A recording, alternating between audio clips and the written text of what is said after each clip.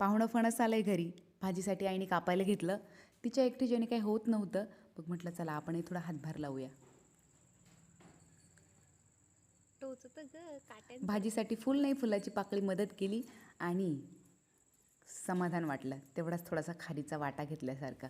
भाजी खूप सुरेख झालेली होती.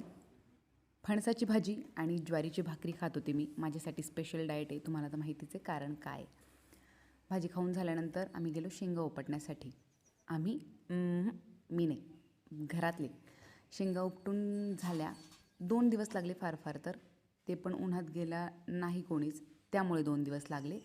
शेंगा एका दिवसातच उपटून झाल्या तशा बघायला गेला तर. शेंगा उपटल्या आणि खुडायलासुद्धा घेतल्या. शेंगांना फळ खूप छान लागलं आहे. मागे एक दिवस मी शेंगा उपटल्या तेव्हा मला इतक्या काही चांगल्या दिसल्या नाही, कारण मी चुकीच्या ठिकाणाहून झाड उपटून आणलं होतं. मस्तपैकी जेवण केलं.